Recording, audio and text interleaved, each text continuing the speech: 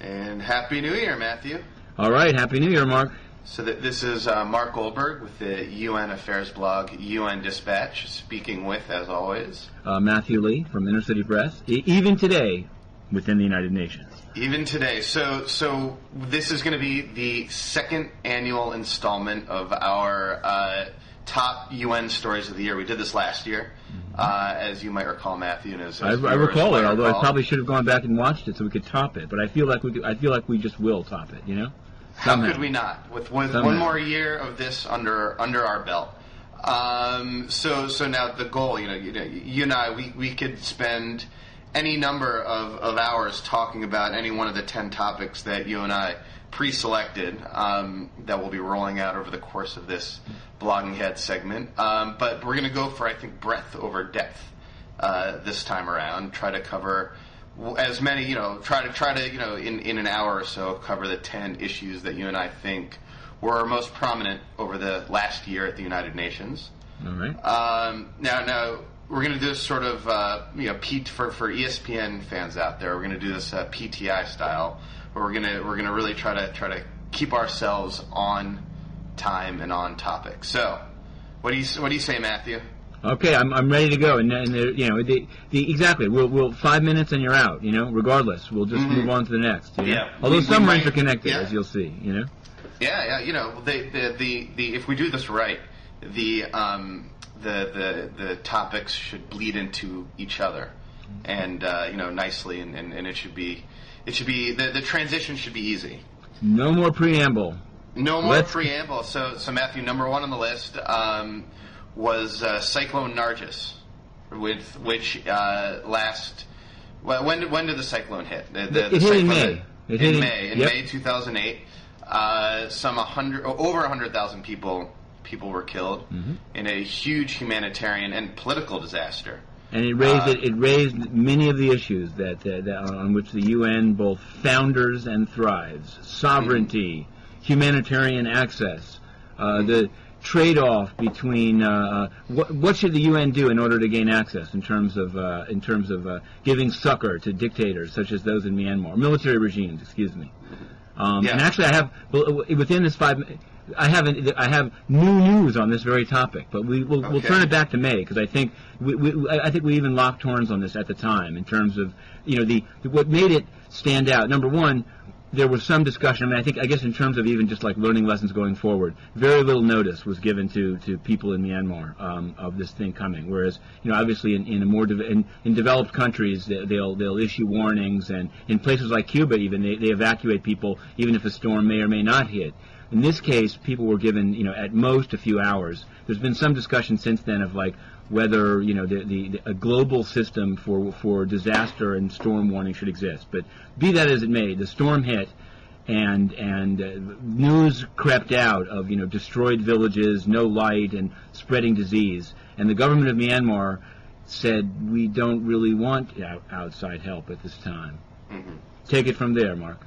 Yeah, well, I guess two things stuck out to me about this story. One, from my perspective here in the United States, I was maybe I shouldn't be surprised, but there was a chorus, and it was a weird chorus among liberal hawks and neoconservatives mostly, who urged the United States and sort of a coalition of the willing to invade and occupy Burma to rescue the people from their government.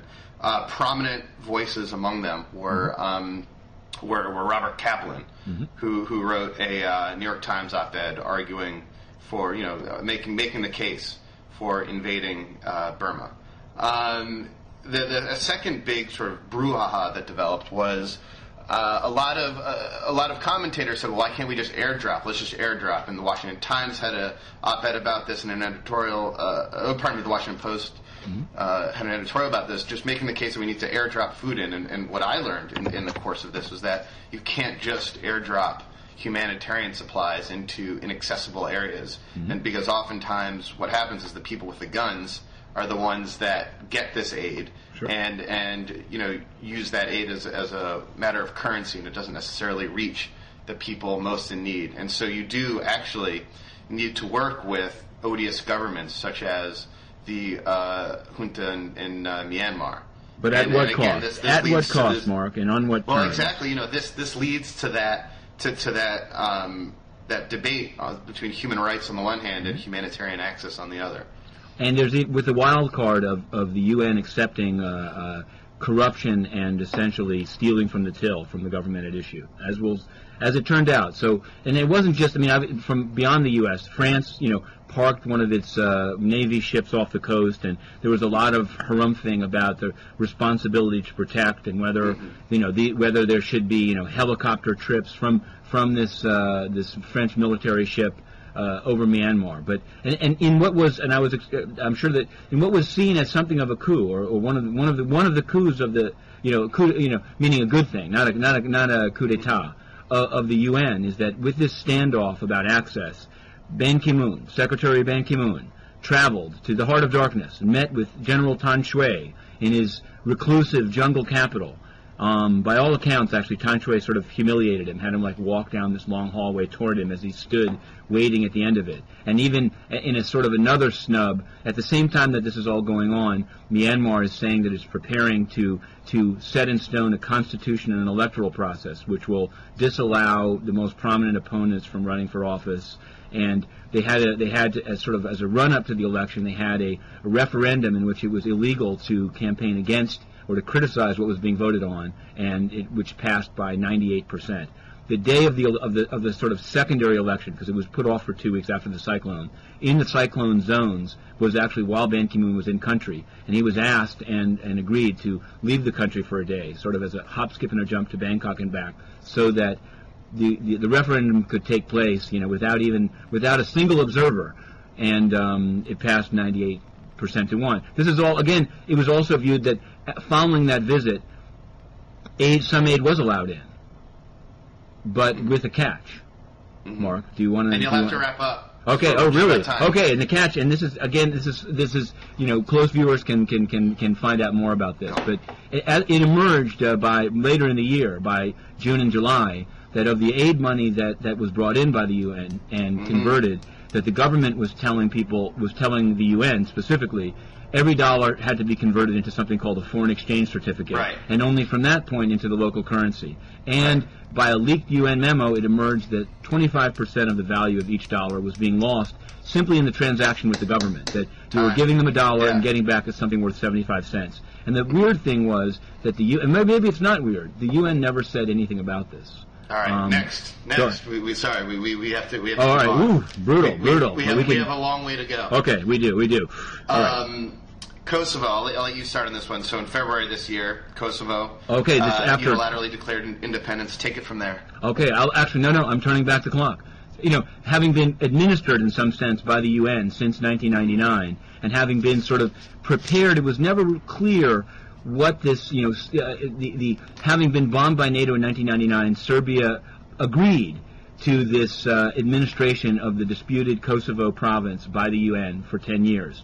During those 10 years, the UN was in charge of everything from the electrical grid to the airport to selling things. Various complaints have come about since. But there was an attempt to sort of finalize the status. And there's no question that the majority of people living within Kosovo wanted it to become independent. There's some dispute about how many ethnic Serbs were left and never came back. But I think even if they'd all gone back, it's pretty clear that the majority ethnically in Kosovo was ethnic Albanians, and that these people, pretty much without exception, wanted to break away from Serbia. The question was, since the UN everywhere else in the world says we have to respect sovereignty and we have to work with the government, why was this case different? And some people say it's because the Serbs acted so badly in 1999. There's no question of ethnic cleansing and things they did throughout the whole region. And others said it's because in this case, whereas usually the U.S. and the U.K. and the EU are real sticklers for sovereignty, as we'll soon see when we discuss Georgia, in this case, the major powers, the major Western powers, were all in favor of Kosovo becoming independent. And so, without approval from the Security Council, because Russia, a main supporter of Serbia, would have vetoed it, Kosovo declared independence and was very quickly recognized by then about 30 and now more than that states as an independent country, without the UN Security Council having approved it and without yet having any UN membership. Back to you, Mark. Sorry, it was a little wordy there, but that's... No. What was interesting to me about this was, it was part of sort of the international reaction to this was, you would expect, for example, that Europe would recognize Kosovo. That they were key in building up Kosovo and giving money and troops to UNMIK, to the UN mission in Kosovo for a while. But no, Europe did not come to this with a single mind. Oh, definitely. Countries with their own separatist problems, Spain notably, and Greece the other, sure. Refused to or have not yet recognized Kosovo's sovereignty. Because it sets them up to look like hypocrites, to be applauding the breakaway independence of one group of people while in their own country trying to crack down. And I think it does. The thing about it is with all obviously in a way, like, I want to go out of my way to say that when the independence was declared, there definitely were non-staged photographs of extremely happy people in Pristina, the capital of Kosovo. There was flag waving. It really, as sort of in my gut, you have to always root for independence. The thing is that it raises all these weird kind of double standard questions, both within the United Nations and just within countries' foreign policies, of like, why not Western Sahara? Why not? And you can go down the line. But I think one thing that also got lost in is that what was the UN's position? And I think that at the time, and there's been an evolution over the course of 2008 of the UN's sort of political position on this. At the time that it happened, I remember this clearly. Russia called for these emergency meetings of the Security Council. Mm-hmm. Secretary General Ban Ki-moon came out to talk to the press and was asked point blank by one of the reporters here, so was this legal or not? And he said it's not the UN's role to say if it's legal or not. And then that was the end of the press encounter. Well, speaking about that, go ahead. Following up on that is sort of this newest wrinkle, right, which is the decision by the General Assembly to let the government of Serbia press its case at the International Court of Justice. Correct. No, definitely. Which now you think it's sort of a clever political play by the moderate and pro-Western leader of Serbia, Boris Tadic, to sort of marginalize his more hardline elements by pretending to take this. Yeah, everything's supposed to be on hold. Sorry, absolutely. I think, and increasingly, it's sort of seen that way. I think the one thing is that they would have thought, and that while this is now pending at the ICJ, that would have sort of stopped the momentum of people recognizing Kosovo. It actually hasn't. Because again, a lot of states like the former Yugoslav Republic of Macedonia and Montenegro, they're in the thrall of not of outside powers. There was some arm twisting to get them to recognize, and they did this after the case was referred to the International Court of Justice. But it was a sort of a kind of a fig leaf put over the whole thing, as if sort of like it happened, but now the international legal system will somehow, in a year or two, rule on the legality. The thing is, most people would say, even if by some stroke of judicial independence, the judges there said it was illegal, it really can't be undone. And I think there's pretty much of a recognition of that. And so most people would say, even given that these judges don't live in a vacuum, it's probably unlikely that they'll call it illegal. They may find some way of saying it was a unique case, or in retrospect, maybe it shouldn't have been done. But pretty much what's done is done. What's been interesting is that. So, go ahead. Well, let me. So sure. Speaking of now, this is a transition because we hit our 5-minute mark. But speaking of the international reverberations of Kosovo's declaration of independence, Matthew. Yeah. Oh, sure. Well, that was actually this is the transition. Is that as I'd mentioned, Russia's for a variety of reasons has been Serbia's main supporter, certainly on the Security Council. And so from Russia's perspective, the UN really kind of played with the law and sort of almost facilitated and cheered for the breakaway of Kosovo and the sort of the evasion of the Security Council. So it became, the scuttlebutt at the time was that Russia had laid down the law and said, that's it, Ban Ki-moon, when your term is up, there'll be no second term for you. Right. And this was, and the Russians denied it, but only half denied it. And this then led to we're going to jump forward a few months, to there are these two really kind of, separatist and really separately administered areas of Georgia, previously part of the Soviet Union, obviously, had been since the early 90s. Abkhazia was one where the UN has an observation force of a few hundred people, and then South Ossetia is one where the Organization for Security and Cooperation in Europe has had peacekeepers.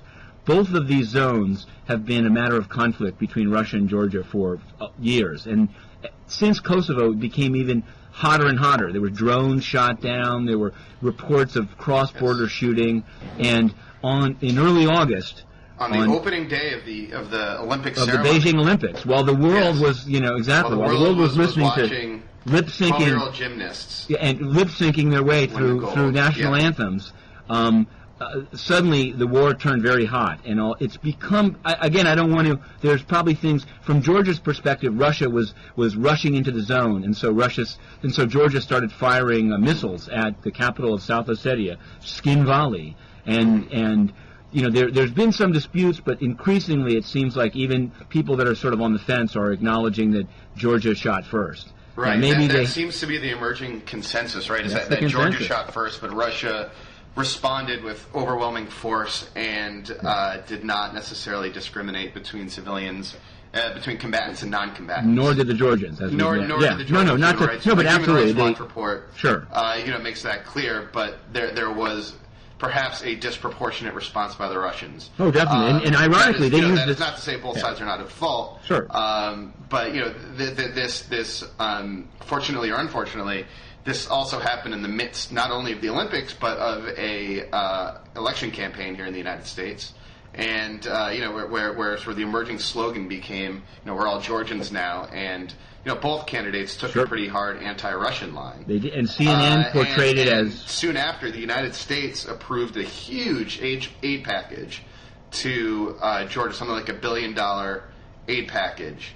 And one thing that irks me about that is not that there aren't suffering people in Georgia. It's just that when you see sort of appeals and aid appeals for places like devastation in Haiti because of hurricanes, or Cyclone Nargis, or this is we're recording this on the 4th anniversary of the South Asian tsunami.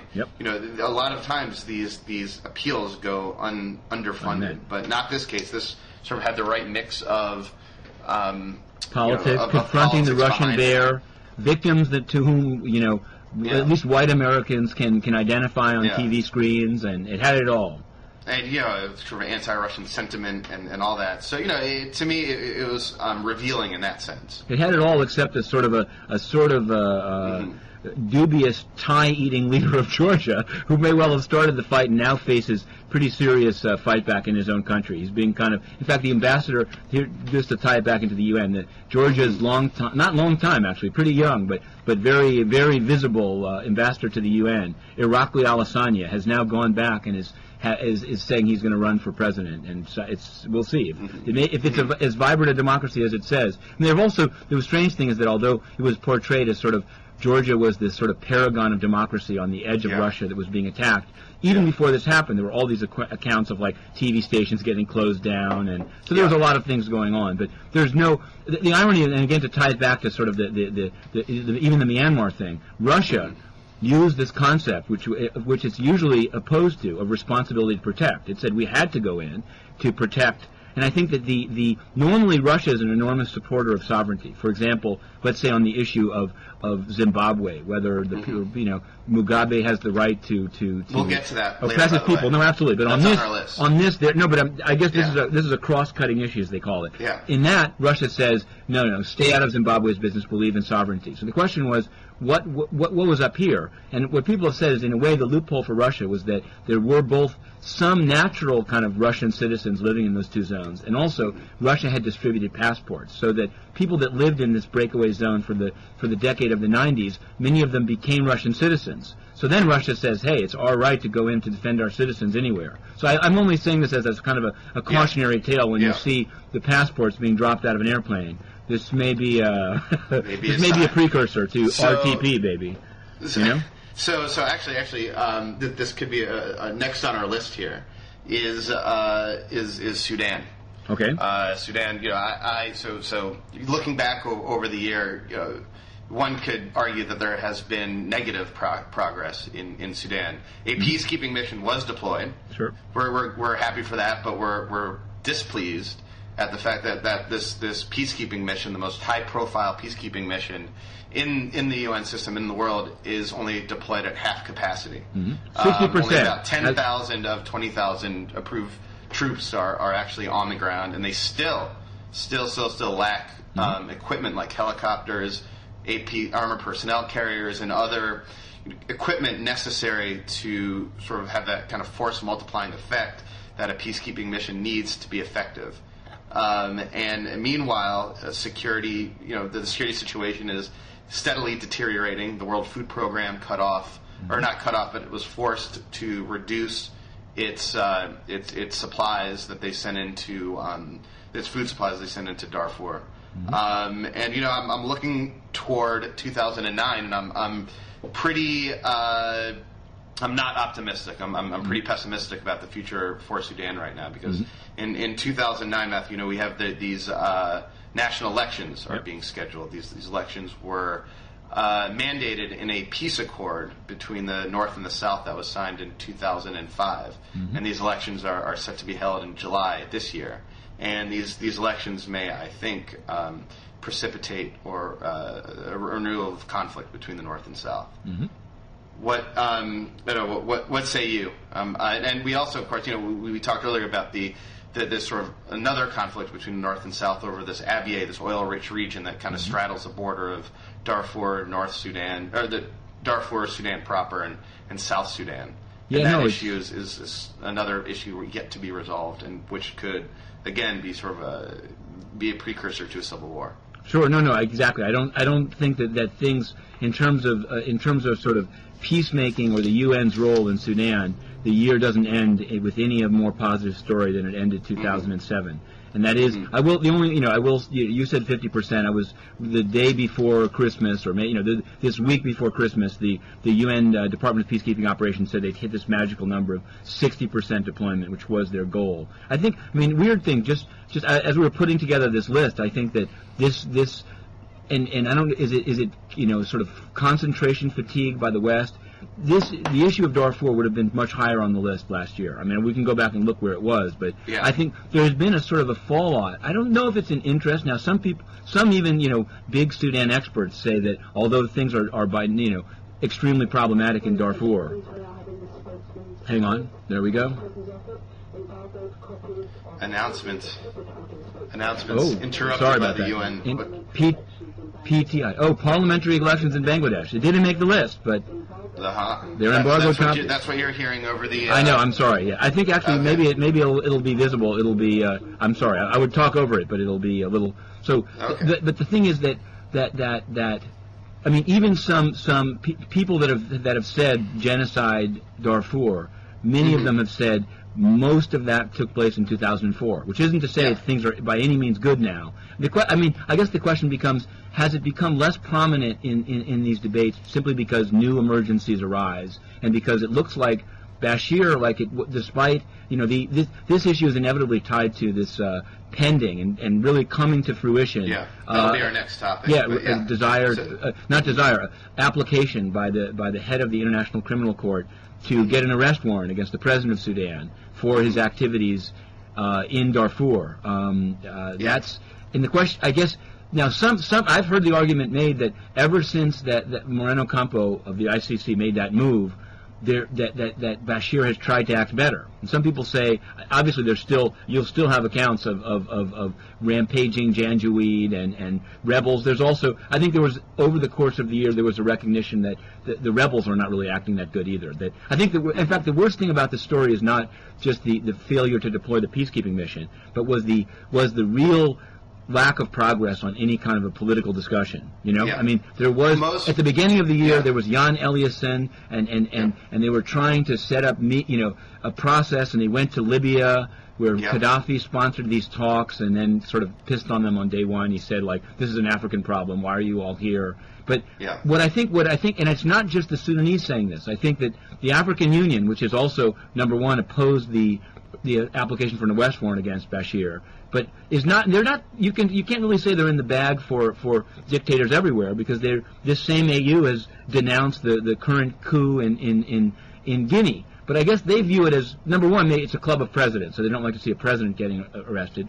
But they put some of the onus on European countries who, according to them, are kind of coddling the rebels, i.e. there's a guy, Abdul Wahid Noor lives in Paris, and nobody seems to be able to bring him to the bargaining table, and that the sort of, because of this sense that Bashir is a horrible genocide-making president, it kind of emboldens the rebels, and why should they negotiate? I'm sure you've heard those analyses. Mm-hmm. We can melt this conversation into our next one. Let's melt it. Into our next one about the ICC. Sure. And I to answer your question, I have heard those analyses, but most of the Sudan experts I talk to are favorable of, or one, that the political process they see is something they call the sort of all Sudan solution, which is the implementation of the 2005 peace accord. Sure. That and sort of the successful implementation of that, which looks, as I said before, less and less likely. But to get back to the ICC, most of them are supportive of the ICC action against Bashir, because they see it as an extra bargaining chip.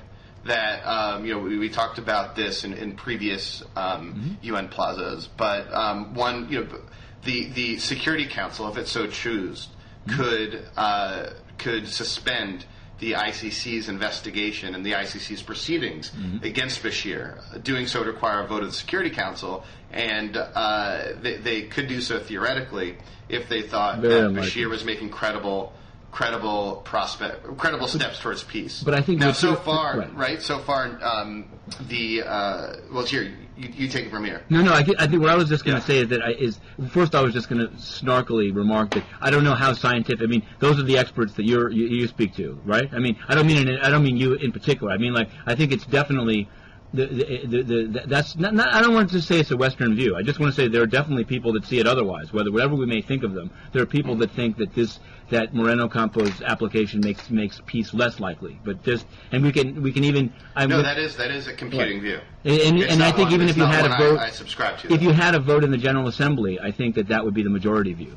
Seriously, I say that having spoken, and maybe it would be because Sudan can manipulate the Organization of the Islamic Conference or the non-aligned movement, or most developing countries don't like this idea of sort of Western. But I mean, even though, let's look on it this way, even though many of all continents, more African countries signed up for the ICC than almost anywhere else. Nevertheless, the African Union position on this particular application by Moreno Campo is that it should never have been done, and that it should now be suspended. The problem I think that's created is that the three Western countries that could veto, it's not a question of a majority vote in the Security Council. You would need to get all five. Right. And the question is, even if, and that is an incredibly hypothetical situation, has not taken, even if somehow this bargaining chip were effective, and somehow, unless he's totally irredeemable, Bashir started acting better, it's hard for me to believe that you could, on the same day, get all three of the Western countries to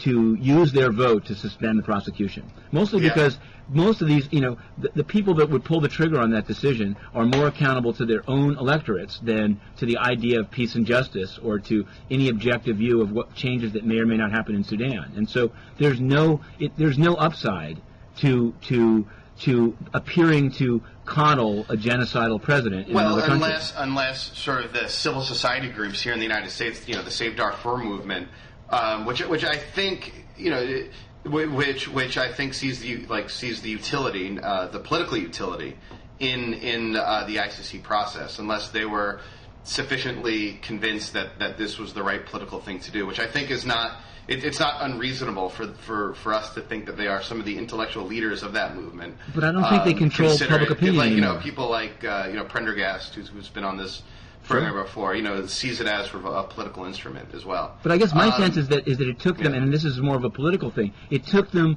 2 years or longer to sort of get the issue in the public consciousness in the United States as Darfur genocide. And so even if on March 31st, 2009, John Prendergast decided that it would be a good thing to suspend, I don't think that word gets out to the people that you've told on college campuses, this is genocide, Bashir must go to court, can't be reached fast enough. I don't know. I think it's actually a pretty Susan impressive Rice, network. We can make a bet right now. I'll bet you that it's not going to be suspended. I mean, in fact, that might be moot because he may not. Listen, I think it needs to be suspended based on Bashir's willingness to accept peace. I'm almost willing to say it wouldn't be. I can't see it being suspended. The preconditions would be there. So now I think that we nicely combined two issues in one there. But we need. There's an aside here. I'm going to jimmying one on here very fast, just because. Okay, no, watch You're this. breaking the rules. It's not. It's an ICC issue. I'm bringing it in under the rubric of ICC, and it has to do with the Lord's Resistance Army. They cannot go unmentioned here. These are the. Okay, go ahead. No, I only say it because, it's an open question. The leader of the Lord's Resistance Army, which by all accounts is one of the most vicious groups in the world, kidnapping children, making them kill their parents so they have no alliance. This is in the northern part of Uganda, now rampaging through the Congo. The leader of this group, Joseph Kony, but probably one of the worst individuals around on the planet at present, has been indicted as a war criminal. The thing is that this has become, there's no question about it, like there are people today.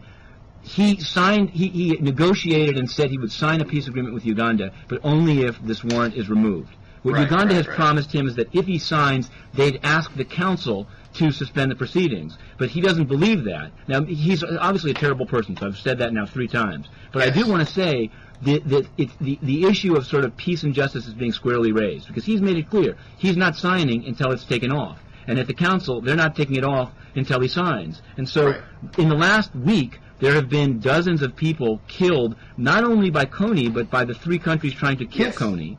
And this is very much attributable to an inability. Now, maybe the council really thought about it and said, could we send him a letter saying, if you sign, if you give up the ghost, we'll allow Uganda to try you. But nobody did that. And so he's not going to give up. Now, Why would he give up? I'm going to rein you back in here. But also tease a future UN Plaza segment with a Uganda expert in Kampala. Very good. Who has been a frequent guest here, Julius Spiegel, who I'm scheduled to speak with in the coming weeks about this joint military offensive against the Lord's Resistance Army, which is now camped out in eastern Congo. But hurry up before it's over, you know? Okay, yes. Yeah, so, I meant before the... Somalia. Yeah, okay, definitely. So Somalia became big news this year, particularly later in the year, in the fall, when when Somali-based pirates got bolder and bolder and were hijacking bigger and bigger ships filled with more and more fuel and more weapons and guns. Mm-hmm.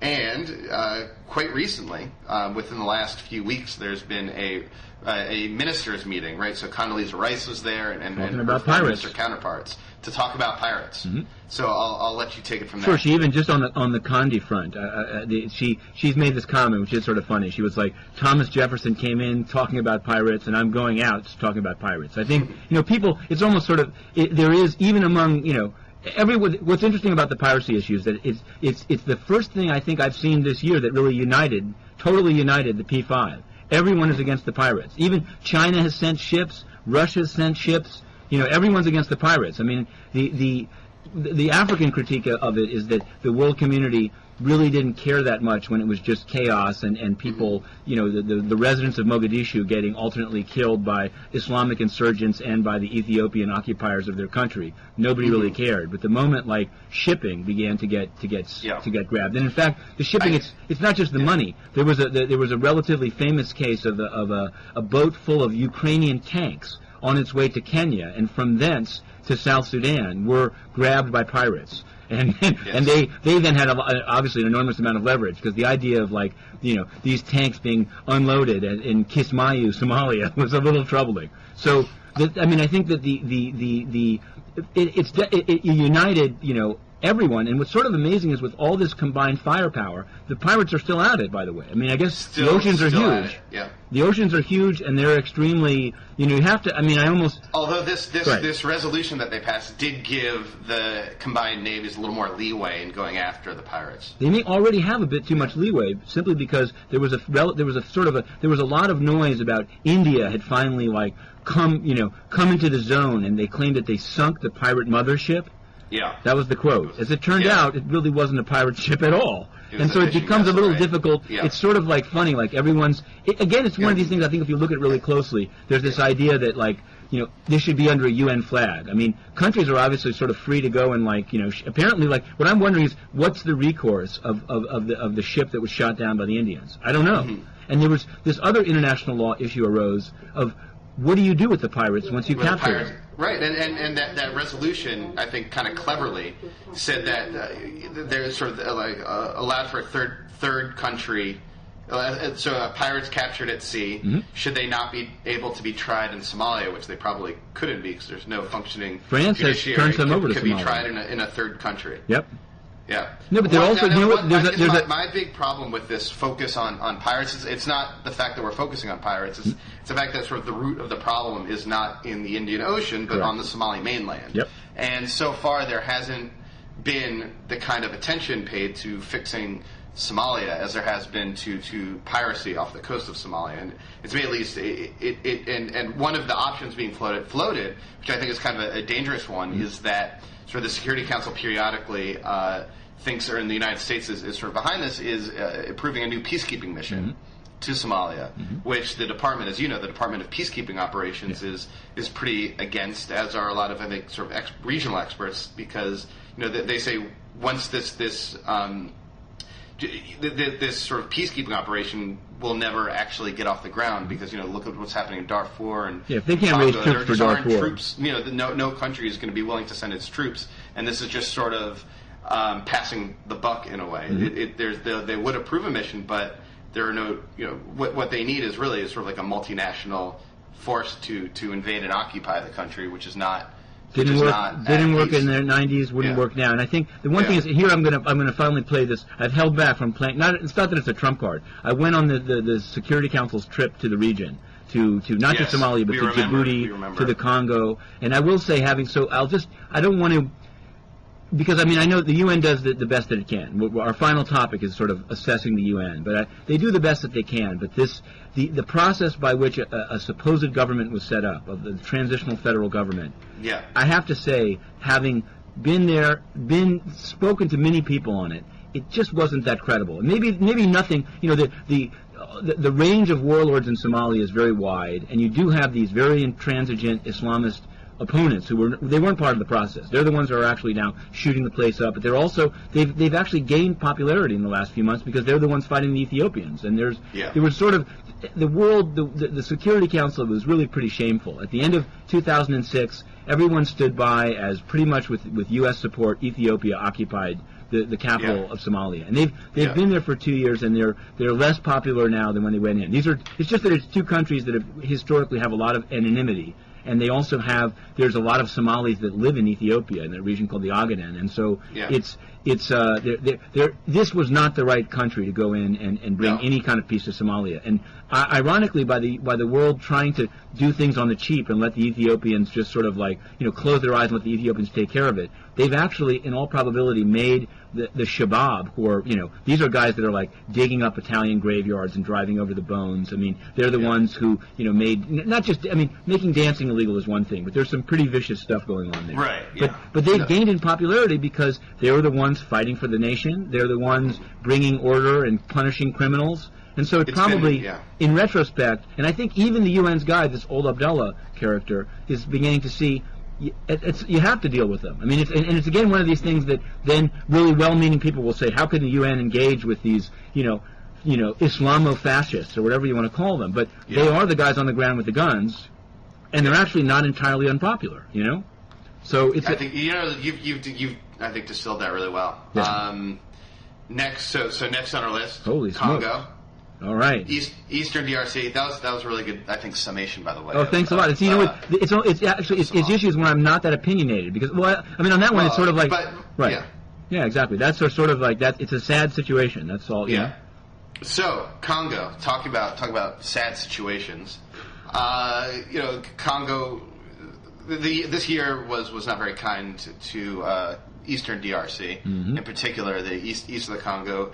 In October of this year, the rebel group, former Congolese army leader Laurent Nkunda, led his rebel militia and was on the precipice of sacking the regional capital of Goma, but along the way, as we've learned, there have been sort of terrible atrocities committed by his troops, not only his troops, but also Congolese army, Congolese militia, militia affiliated with or supported by the Congolese army. Meanwhile, MONUC, the largest peacekeeping operation in the world, is in Congo, and they're struggling to keep a lid on things.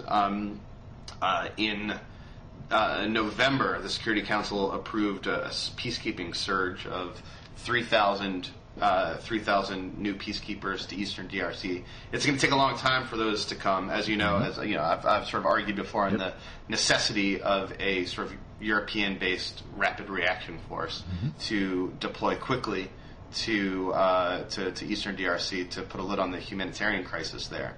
And that kind of intervention is not unprecedented. The French led a force in neighboring Bukavu in 2000. Was it 2005? Yeah. Operation Artemis. Yep.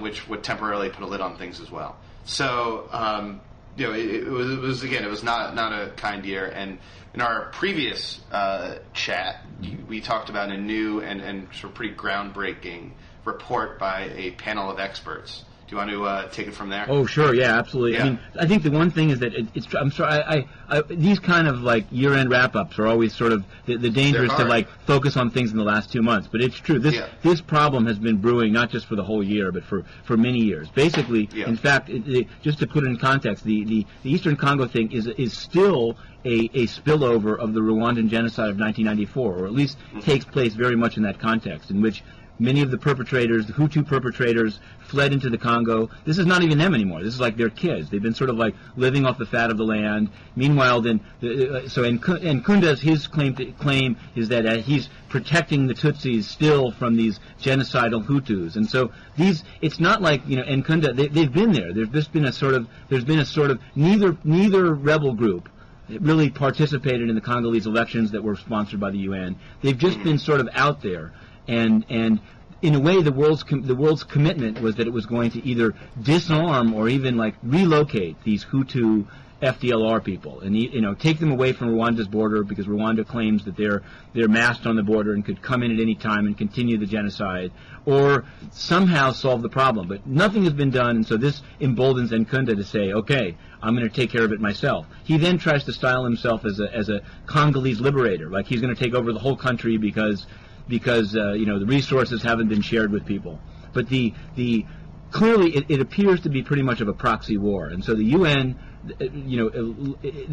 throughout the year they collected the evidence, but late in the year they issued a report, very nitty-gritty, showing bank records, showing cell phone calls, showing that the Rwandan there appears to be Rwandan government support for Nkunda, as well as Congolese government support or acquiescence with the FDLR, the former genocidal Hutu militias. And so this was a bombshell report that was and to the UN, to its credit, this was again I'll say it was really good work, because it seemed to be done pretty much without regard to the politics of the thing. Although Rwanda's very much said they disagree, and Congo said less, because it's sort of less mud was thrown on them in a way. But it's led to European countries, in some cases, suspending their budget support to Rwanda. I think just back to this idea of a bridge force. The real problem that you have here is also that many of the European countries that are most interested in the region, such as France and to some degree Belgium, their hands aren't clean either, or they're too partisan to come in as the saviors, And I think Ban Ki-moon himself, they were calling around, what about a bridge force? He begged the EU, but there seems to be, France is sort of the natural party, but the problem is that France and Rwanda don't get along at all. In the sense that and relations have gotten steadily worse. Yep. After the French, a French prosecutor, what happened? It sort of issued an indictment. Against a member of the Paul Kagame's closest inner circle. Paul Kagame's, the president of Rwanda's inner circle. In response, I think the Rwandans closed the embassy It was a pretty bad. No, and they bad threatened situation. to put on trial. I mean, again, That's right. They shot back and said, well, where were you, France? During the genocide, and sort of accused France of actually aiding and abetting the genocidaires. So we're still in this sort of pit of despair. We're going to move to Zimbabwe. And now we can be on a roll of sort of like we can start. I mean, rather than say it, let's just do it. I do as a final thing on the Congo. At year's end, the UN appointed a high-profile special envoy to try to speak to both Nkunda, not really the FDLR, but the government, and to try to iron things out. Former Nigerian President Obasanjo is on the case and flying in the UN plane, and in a way it's sort of there's this model of kind of a high profile African personality seeking to solve it. Some have said that there may be, not just because Obasanjo's record wasn't wasn't all that in Nigeria, but the whole Congo thing takes place in the context of resources, and all the rebel groups are funded by sort of really, they call it artisanal, which makes it sound a little more sort of somehow nicer than it is, but small scale, like stealing of minerals and smuggling out of the country for sale.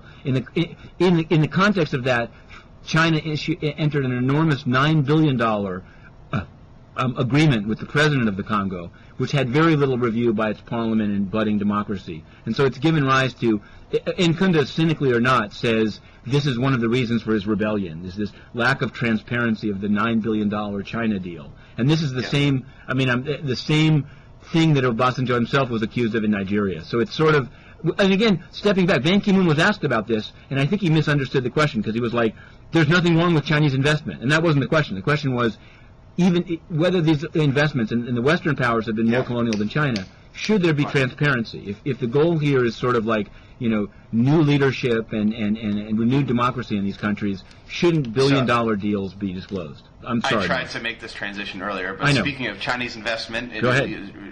China looks I know to Zimbabwe. Check it out. Zimbabwe looked to China. Totally. And this year, the sort of crisis in Zimbabwe, as it always seems to do, hit something of a head. Currently, as we speak, there's this terrible outbreak of cholera, killing over 1,000 people, infecting tens of thousands of people. Which and there are sort of no health services of which to speak.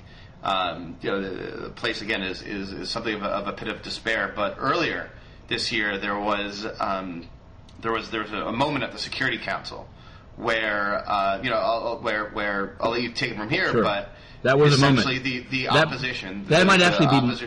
Go for it. Why don't you go from here? I'm going to nominate set this the for. Scene for us. I'm going to nominate this for moment of the year, just in terms of surprise and suspense. This is actually before the cholera outbreak, but after there were elections in Zimbabwe. The opponent, Morgan Tsvangirai, pretty much came out, although not, even as counted, came out on top, and according to try to give as much credit as possible to Mugabe. Mugabe's position is that this close result triggered the need for a runoff. The thing is that in the course of leading up to the runoff, Morgan Tsvangirai was beaten up so badly his face was entirely swollen, his supporters were disappeared, and so based on all this, Tsvangirai announced he would not contest the runoff. And he sort of, now again, back to the Mugabe point of view, from his point of view, even with a swollen face, you should run. Right. And it was perceived as sort of Tsvangirai threw himself on to the not very effective mercies of the UK and the US to somehow bring Mugabe to heel. The process a negotiation process was set up with South Africa in the lead as the regional power. And obviously, one of the problems here is that Mugabe, despite how we now see him, was historically a lion of Africa that liberated the country. And it's not like the South African, particularly under Mbeki, were really that committed to sort of objectively to human rights. They sort of had a lot of sympathy toward him. And so, as it turned out, although Mugabe reached this agreement to share power with Tsvangirai, it hasn't happened. Mugabe is taken over almost all of the ministries, and is about to say now, screw the power sharing agreement. In the middle of the year, based on all this, the UK, France, and the US said we need to impose sanctions on Zimbabwe, and targeted sanctions on Mugabe and 14 cronies to take their money, not allow them to travel. And I think that they thought they could pass it. I mean, what was the country of the P5 that was viewed as Mugabe's main supporter is China, no question. They deliver weapons, they sold them a surveillance system, but somehow, I mean, I have to believe that the Westerners, and I think that the mood, and this is why it was such a moment, the mood, it wasn't entirely clear that China would automatically veto. China probably, for example, on Myanmar, there's never been a resolution because China would veto it. In this case, I think the Westerners thought that it looked bad enough that they could get these sanctions against these 14 individuals. And so it came to a head. And as these things, normally these things are ironed out behind closed doors, but this thing came to a head in the Security Council chamber itself in an open meeting. The question was called, do you vote for or against this sanctions resolution on Zimbabwe? And the no votes was not only China, but Russia as well. There was this moment of two P5, it was the rare double veto. And it really was, I think that the Westerners were surprised. I mean, they had to obviously know more than anyone else because they had consultations right before it. It's sort of like the bluff was called. It seems, as in even reporting on it afterwards, they really believed that these two countries, when push came to shove, wouldn't cast the veto, would abstain. And so nobody thought it would be unanimous, but would go through. But there was the rare double veto, and this also played back into, this is why all these things are connected, into the Kosovo and other things. It really seemed like now the world is split. We've hit like a reemergence of the age of ideology. The three Westerners against China and Russia, and now nothing will be able to get done. And the sort of, in a way, the Russia axis is getting more powerful. They're willing to lay down the law and cast the vetoes. As it's turned out, the financial crisis has taken some of the steam out of Russia's bailiwick. But that, I think, the thing is that now that things have gotten even worse in Zimbabwe, objectively, in terms of the health, in terms of cholera and people pouring out of the country, one wonders. One wonders if Russia and China have any second thoughts about having, really at that hot moment, sort of cast this veto.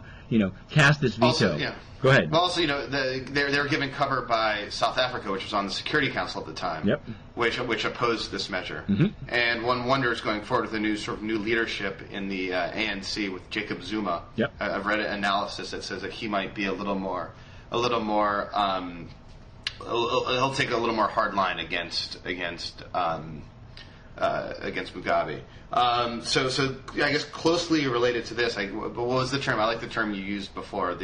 It was all sort of connected. Sure. The cross-cutting issue this year was the food crisis. Definitely. We saw riots that we had not seen in a really long time in places from the Middle East to Haiti to Africa to Asia. Food riots.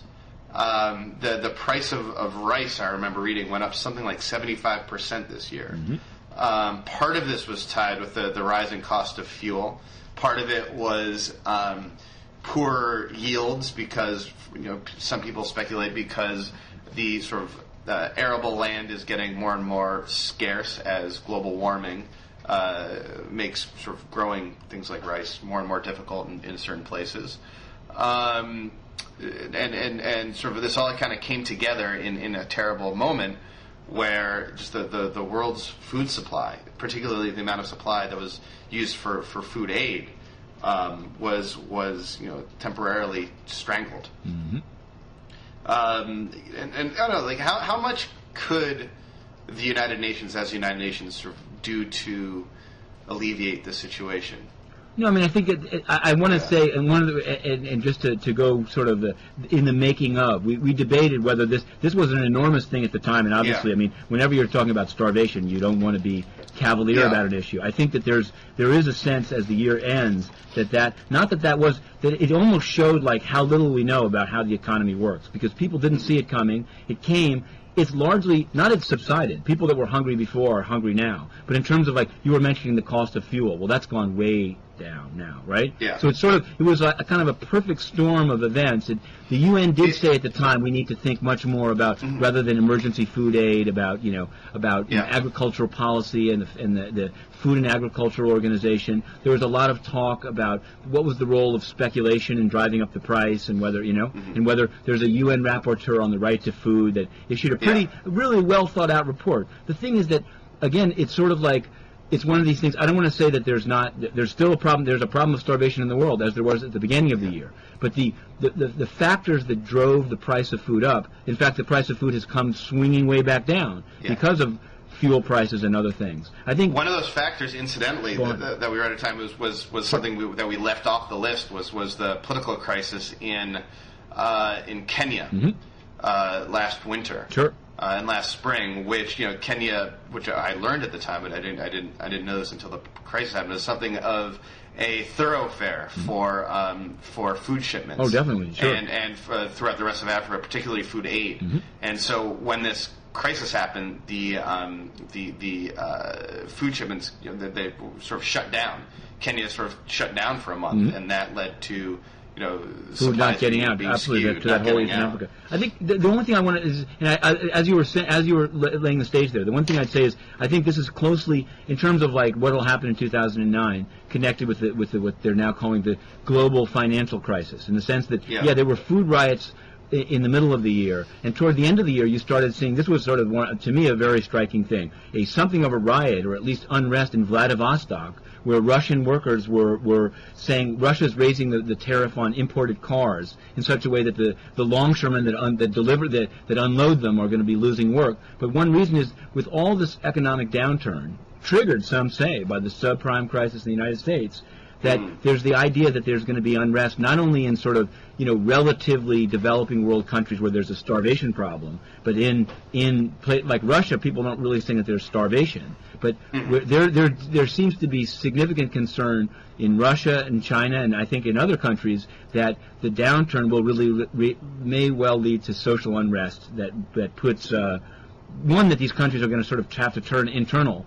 To like, there was a lot of talk in August of like the ascendant Russia. Russia is going to take on the U.S. in all foreign policy issues, back to the Cold War. And I think that there's a recognition, and as reflected at the end of the year by the U.S. and Russia working together on a Middle East resolution and sort of playing nice, that in fact some countries, probably including the U.S. too, everyone's going to be looking at their own stuff. Yeah. No, I agree. So. This is a topic you suggested, and I'm happy to get in this. But so this is the second year of Ban Ki-moon's second Secretary Generalship, stewardship of the United Nations.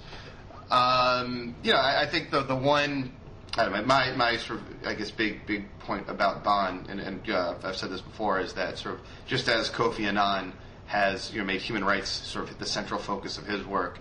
Ban has making international climate change the central focus of his time at the UN. Sort of an attention to climate change issues is permeated, I think, every aspect of the UN, from sort of the International Civil Aviation Organization, which now on their website you can see what your carbon footprint is for your flight to wherever from any flight around the world. You can go to their website and calculate your own carbon footprint, to sort of the International Postal Union, to really everything. And then of course the big overarching climate change issue is what's going to happen after Kyoto, and so 2009 looking forward is going to be a big year for international climate change. A year from now, heads of state will have met in Copenhagen to hopefully hammer out the final details of such an international climate change agreement. So that's that's my thing. The other thing I'd say is that Kofi Annan is obviously pretty much a household name, but I think we have to recognize that Kofi Annan was Secretary General for 10 years. Sure. Ban's been Secretary General for 2 years. So there's a lot of time to go. Well, it seems like you may be trying to. How much time that you is? You may be trying to defang my analysis here, but no, I will say, like, the climate change thing. Actually, just as a transition and as sort of a name dropping thing, I was Ban Ki-moon's holiday extravaganza was whatever it was about a week ago, and I went to it and I spoke to him. Even in that kind of a context, he was so proud that of the meeting in Poznan, he'd called EU leaders. He's like, I told them there can be no backsliding, and as you saw, the EU guys didn't backslide as much as people thought they would. The thing is that if you have that kind of sway, like, why couldn't you get, a bridging force of 1,500 for the Congo? But it's not. I think I want to focus on one thing, which is that he's been in for 2 years. It may not. We already touched on the fact of he pissed off Russia about Kosovo and Georgia. But then, sort of, in a way, toward the end of the year, I think that these guys very much, I know some of his advisors, they very much have their eye on a second term and sort of keeping the P5 happy. They swung back the other way in a way that sort of made the Kosovars mad, but it was pretty wise. Russia's no longer talking trash about ban. But when he came in, what he said is he was going to run the place better. That it was too many promises of outside results. It was time to run the place internally well.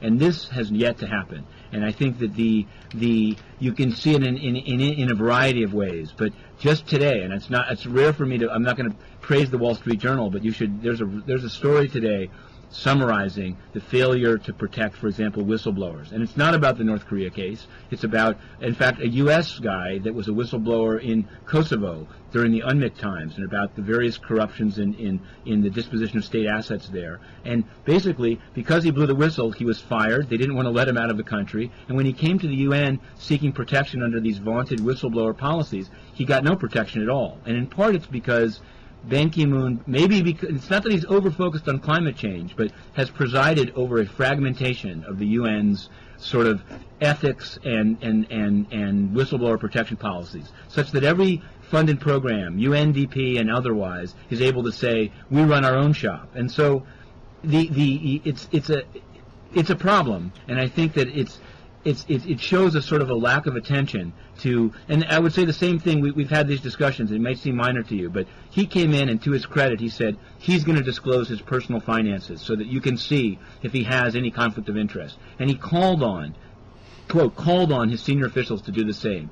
Many of them have not done it. Some of the ones that are most clearly on sort of the appearance of conflict of interest have not done it with no repercussions at all. And so I think that I will say that there's a sense of among member states even of sort of lack of presence at the headquarters, lack of charisma, lack of presence, not just meaning like physically being in the building, but sort of like being even a player in the budget debates that just took place, or at the Security Council. So there are many ways in which things could be improved, but he's a nice person. That I'd be remiss not to add that. It's a holiday cheer. So, so Matthew, I guess this is a second installment of a year in review. Sure.